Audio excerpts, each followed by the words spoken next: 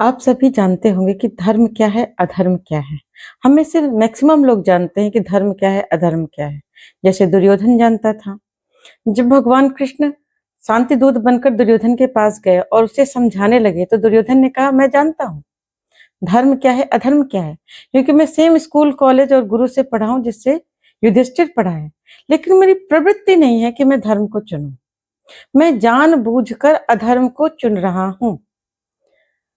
कारण, क्योंकि मैं उसके प्रभाव में हूँ, शकुनी के प्रभाव में हूँ।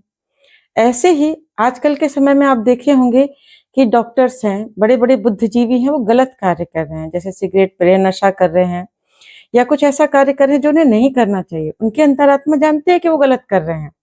वो दुर्योधन की तरह जानते हैं कि वो गलत हैं, गलत कर रहे हैं, फिर भी वो कार्य कर रहे हैं। अब आप बताइए, डॉक्टर से अच्छा कौन बता सकता है कि सिगरेट शरीर के लिए कितना नुकसानदायक है, नशा शरीर के लिए कितना नुकसानदायक। फिर भी आपने डॉक्टर को, बड़े-बड़े बुद्धिजीवियों को नशा करते हुए देखा होगा।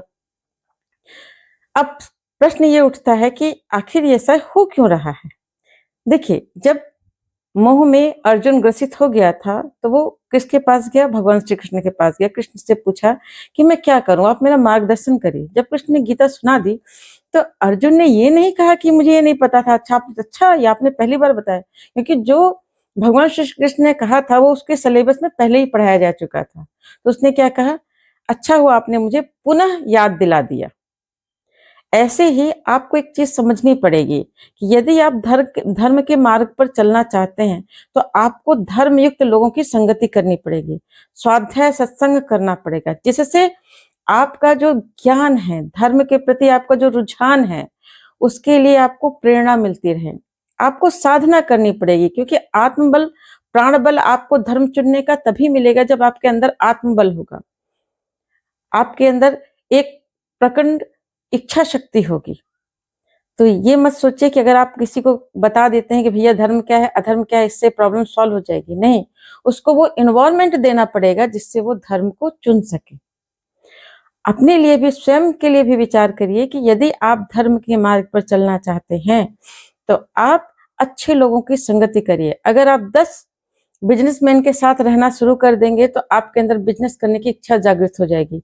अगर आप 10 नशा करने वालों के साथ रहना शुरू कर देंगे, तो आपके अंदर नशा करने की इच्छा जागृत हो जाएगी।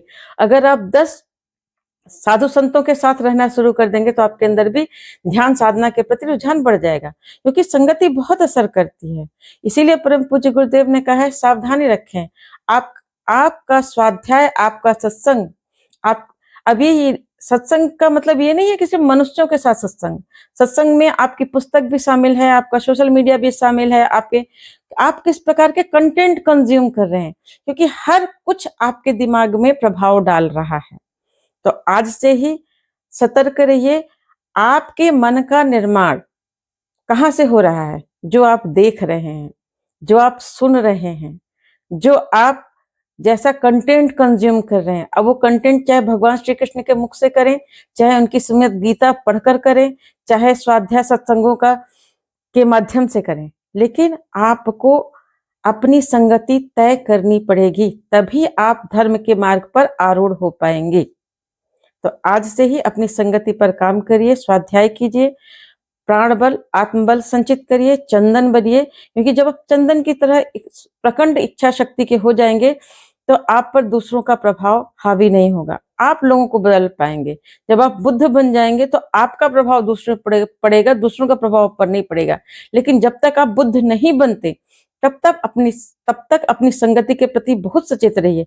देखिए कि आपके आसपास कैसे लोग हैं, और इन लोगों से अगर आपका कोई भला नहीं हो रहा, आप सन्मार्ग पर नहीं चल पा रहे, धर्म मार्ग पर नहीं चल पा रहे, तो उनसे दूरी बना लीजिए। संगत पर विशेष ध्यान रखिए, स्वाध्याय सत्संग की सही व्यवस्था करिए, ध्यान साधना कीजिए और धर्म मार्ग पर आरूढ़ करिए। जब आप धर्म की रक्षा करेंगे, तो धर्म आपकी स्वयं रक्षा करेगा। आपका कल्याण हो। नमस्कार।